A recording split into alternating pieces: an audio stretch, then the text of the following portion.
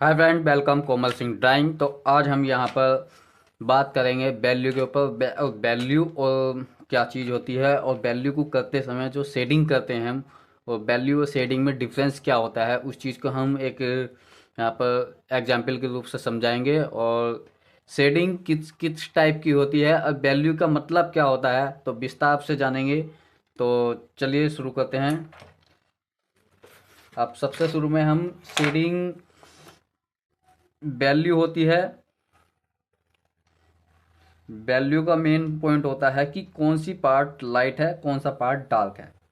और शेडिंग का मतलब होता है कि जो हम अपने पेंसिल से, जो पेपर पे जो भी चीज़ को हम स्क्रैच मतलब पेंसिल घिस रहे हैं, उस चीज़ को हम जो घिसना बोलते हैं उसको बोलते हैं हम शेडिंग। वैल्यू बोलते हैं कितनी डार्क है और कितनी लाइट है। अब यहाँ पर मैंने एक स्केल बना लिया है, और हम यहाँ पे हमें शेडिंग करनी है। तो शेडिंग जो करेंगे वो हम सबसे पहले इसमें खाने बना लेंगे बॉक्स इसके।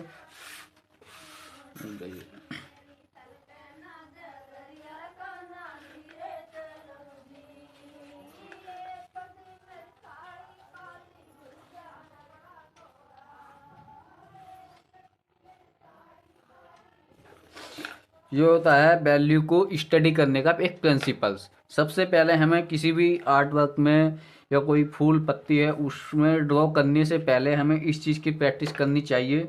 और देखो, अब ये मैंने स्केल बना लिया है, और हमें इसमें शेडिंग करनी है।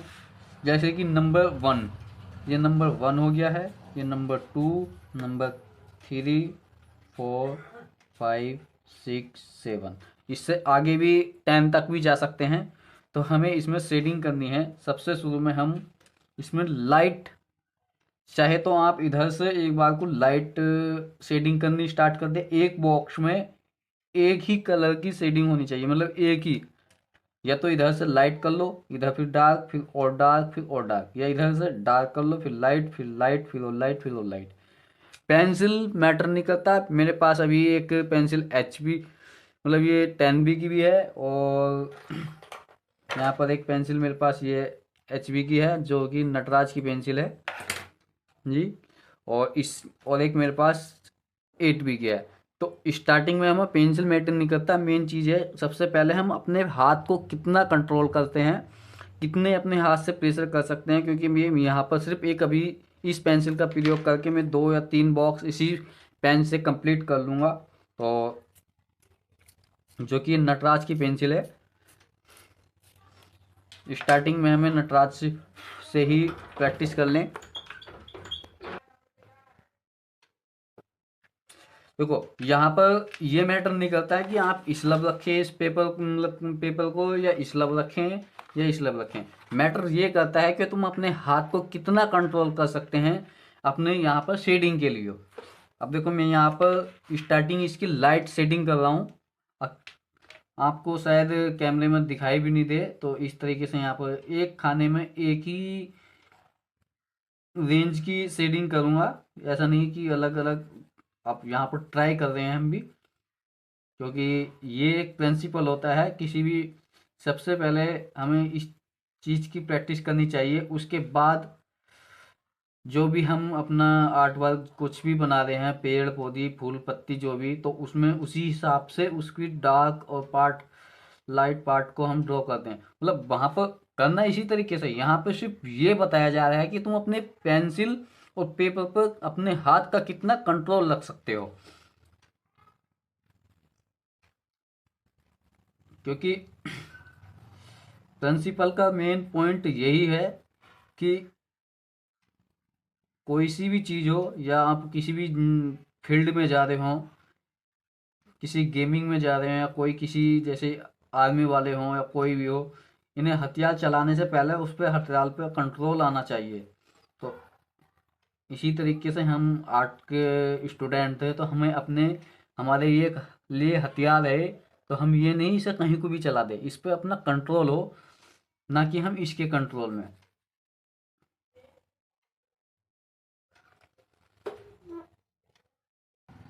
अब मैंने यहाँ पर नंबर 1 कंप्लीट कर लिया है लाइट में। अब इसी पेंसिल से नंबर 2 भी करूँगा, सिर्फ अपने प्रेस हाथ के प्रेशर से इसको थोड़ा प्रेशर, हाथ का प्रेशर ज़्यादा देकर। ये कुछ इस तरीके से ऐसी बात होगी जैसे कि जानने से कुछ नहीं होता। मतलब मुझे तो पता है, मैं जानता हूँ, मैं जानती हूँ।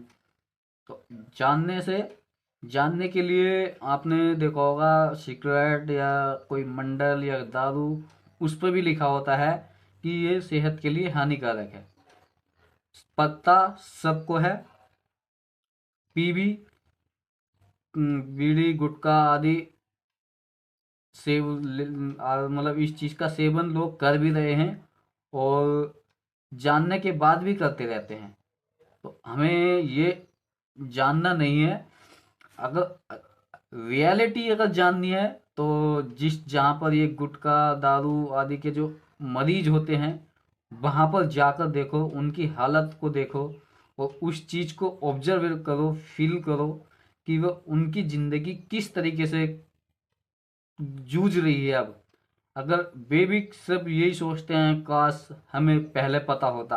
भाई पता तो है, क्योंकि हर एक दारू हो, बीड़ी का कोई सिगरेट का पैकेट हो, उस पर भी लिखा होता है कि सेहत के लिए हानिकारक है।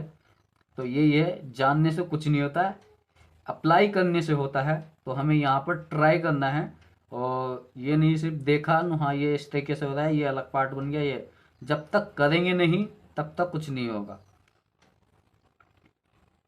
जानने से अच्छा है अप्लाई करें, और अप्लाई करते करते जो आपका एक्सपीरियंस होगा, उससे बड़ा कोई भी नॉलेज नहीं होगी। क्योंकि जो भी अगर गलती होगी तो उस गलती को भी आप समझोगे, और जो अच्छा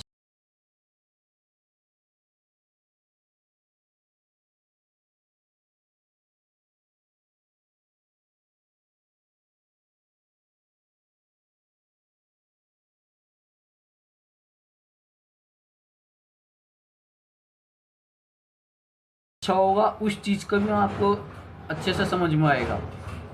अब देखो, मैंने इसी पेंसिल से ये पार्ट और ये पार्ट दोनों अलग अलग कर दिए। अब तीसरा पार्ट है, उसको भी मैं अलग करता हूँ इसी पेंसिल से।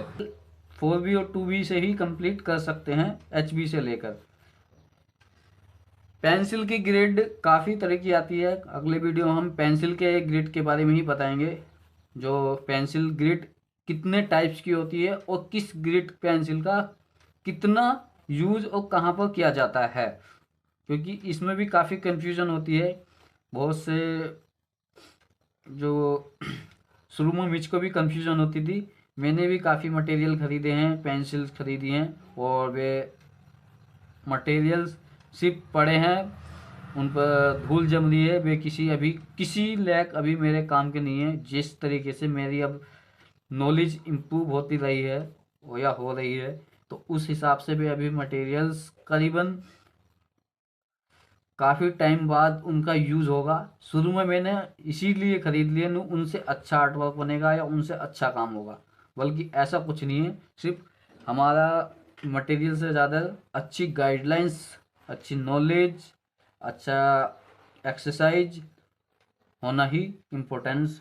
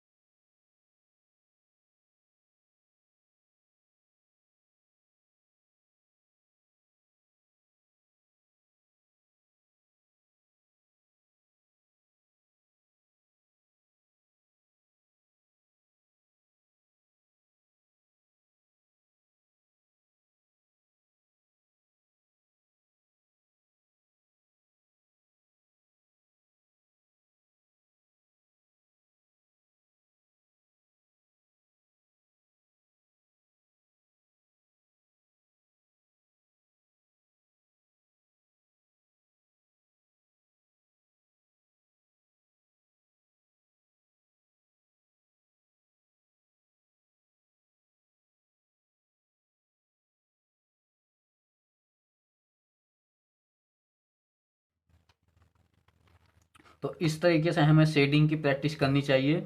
तो अब इसको बोलते हैं वैल्यू स्केल, मतलब इसकी लाइट वैल्यू है, इसकी और डार्क वैल्यू है, इसकी और डार्क, फिर और डार्क, फिर और डार्क, फिर और डार्क। तो इस चीज़ को हमें किस तरीके से अलग अलग, अभी ये सिर्फ अलग अलग बॉक्सेस हैं और इन्हें हमें डेली बेसिस पे प्रैक्टिस करनी चाहिए।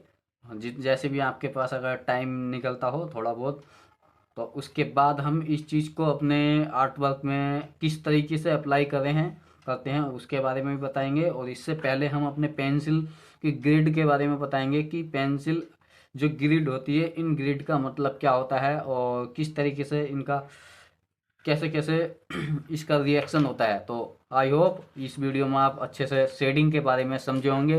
तो थैंक यू सो मच।